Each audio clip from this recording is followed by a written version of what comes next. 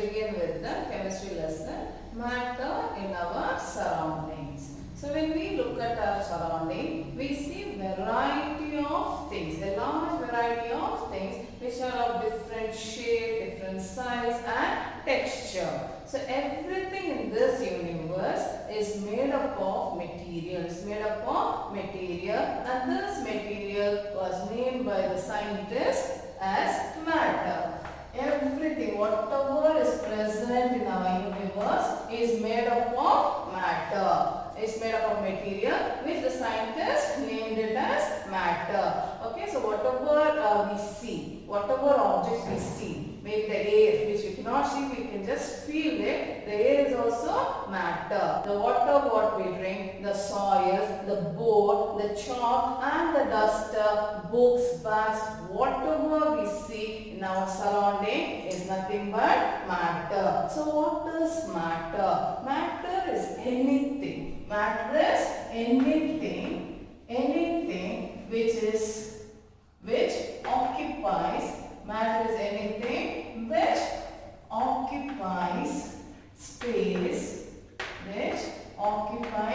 space, and has mass. Anything, any object which occupies space and has mass is called a matter. So we are also matter because we occupy space, whichever space. Now this is a matter. Chalk is a matter because it is occupying that much of space in my hand or my palm. Okay, and the board is a matter because it is occupying so much of space. Okay, so anything which occupies space and has mass is called matter. So remember, mass is different from weight. Okay, so mass is the amount of matter. Amount of matter present in an object. Because some of us will tell matter is anything which occupies space and has weight. Okay, we should not refer it as weight, we should refer it as mass because there is a difference in mass and weight. Mass is the amount of matter present in an object and weight is the force acting on an object. Force acting on an object is called weight. So there is a lot of difference when we say mass and weight. So matter is anything which occupies space. So we can say anything which have a volume and mass is called a matter. Matter has both volume or matter have anything. Okay, both volume and mass. Okay, so matter have both mass and volume. Same thing, whatever it is. Occupying space is nothing but the volume and it has mass. So anything which has a mass and volume. Mass and volume is called a matter. So whatever we see and the substance which we cannot see but we can feel, that is air. Air is also matter because it is occupying space. It occupies whatever the given space. Okay, and it has a mass. Mass may be too heavy or it may be negligible like the air, even that is a matter. Okay, so from very long time the scientists are trying to find or study about our surrounding. From a very long time human beings are trying to find or learn more about our surrounding. Our early Indian philosophers have tried to classify all the substances into five elements. Which we call it Panchatattva. Which we call it Panchatattva. So whatever the living things or non-living things are there, they are all made up of these five basic elements. Which are those five basic elements? It is air, sky, earth, water and fire.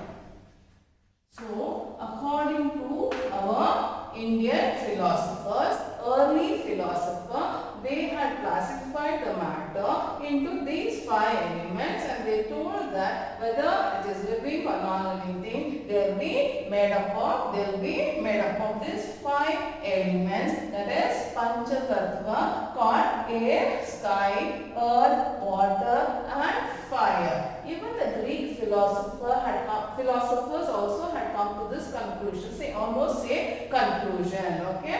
Now the modern scientists, they try to find out, okay, what is our surrounding, what the surrounding is made up of, right? So when they try to find out, so here the modern scientists have grouped the matter under 2 categories, under 2 classification. One is based on the physical characteristics, other one is based on their chemical properties. So modern scientists have tried to classify the matter into 2 categories. One is based on their physical characteristics and other one is based on the chemical properties. So here in this lesson we are going to learn about the physical properties of matter. Later on in another lesson, another chapter, we will be learning about the chemical properties of matter. So let us try to understand what is matter made up of. When the scientists tried to find out, learn more about the matter, there emerged 2 schools of thought. 2 schools of thought, that is, one set of scientists told that matter is made up of a continuous substance. Matter is made up of a continuous, it is continuous, just like a wooden block. You just take one wooden block and how it is continuous, like that, continuous structure. So they told that matter is continuous, just like the wooden block. That was the thought of certain scientists, some set of scientists. There was another set of scientists, another school of thought which told that no, matter is not continuous like the wooden block. It is made up of tiny particles just like the sand. When you just take the sand, it is made up of tiny particles, grains of the sand, right? So matter is made up of just like the particles which we see in the sand. So there was 2 school of thought. One which said that it is continuous just like the wooden block, and the other one is other school of thought which advocated, which told that no, it is not continuous structure like the wooden block. It is made up of tiny particles like the sand. So today let us just learn what is matter made up of. What are the physical properties of matter? Okay, so let us start with the 2 schools of thought. One school of thought advocated that a matter is just like a block, a continuous block, wooden block like this. If this is a wooden block, it is a continuous wooden block. That was one school of thought belief. Okay. Another school of thought belief, no, it is not just like a continuous structure like a wooden block. It is like the sand. A sand is made up of particles. So let us today find out the physical nature of matter. But matter is made up of particles or not. So for that, let us perform an activity to decide about the nature of matter, whether it is continuous just like the wooden block or whether it is particulate. It's a simple experiment. So let us just do that experiment and let us find out. Here in the glass tumbler, in the first glass tumbler, I have taken water. I have around approximately I have taken 100 ml of water and I have marked the level of water also, and in another tumbler I have taken salt. Okay, so let us see what happens when I take the salt and I put it in the glass tumbler containing water. So let me put the salt and let us dissolve the salt. Okay.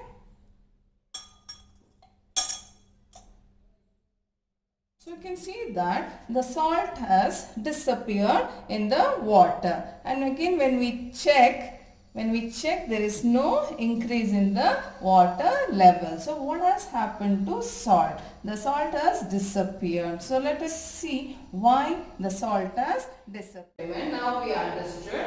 So we have understood that the matter should be made up of particles. There are two schools of thought, which one advocated that the matter is a continuous object like the wooden block, right? Another school of thought advocated that the matter should be made up of particles. Now after this activity, we have to go with the second school of thought, which told that the matter is made up of particles. Okay, because the salt particles disappear in the water. So that's what the mattress that was proves that mattress made up of particles. Now, how small is the particles in matter? So, how small the particles, or what is the size of the particles in matter? For this, let us perform one more activity to find out how small is the statement. Now we understood. So we have understood that the matter should be made up of particles. There are two schools of thought, which one advocated that the matter is a continuous object like the wooden block, right? Another school of thought advocated that the matter should be made up of particles. Now after this activity, we have to go with the second school of thought, which told that the matter is made up of particles. Okay, because the salt particles disappear in the water. So that's what the mattress that was proves that mattress made up of particles. Now, how small is the particles in matter? So how small the particles, or what is the size of the particles in matter? For this, let us perform one more activity to find out how small is the size of the particles. Okay, let us do the activity.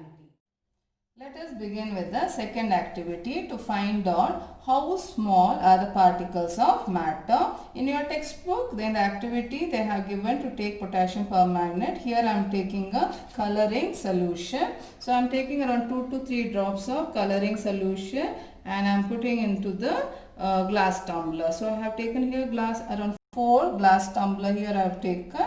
So in the first glass tumbler,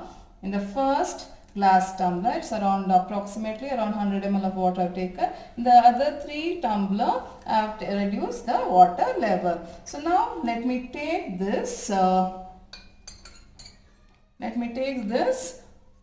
water with the coloring solution. Let me go on add I'm taking around 25 ml of water and I'm putting into the second beaker.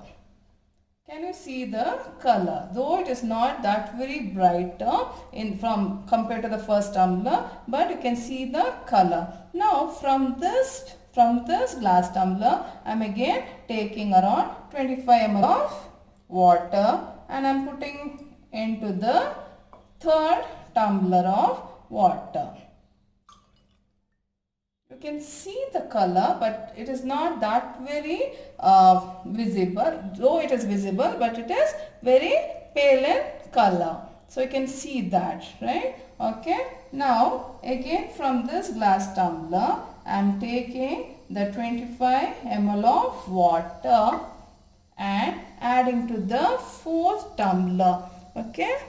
You can see a very faint color. Okay, if I have used potassium permanganate, you will just clearly see a pale pinkish color. So this activity proves that a matter contains thousands of particles, millions of particles. Okay, this activity says particles are so very tiny. Each particle, in each matter, there are around thousands of millions of particles.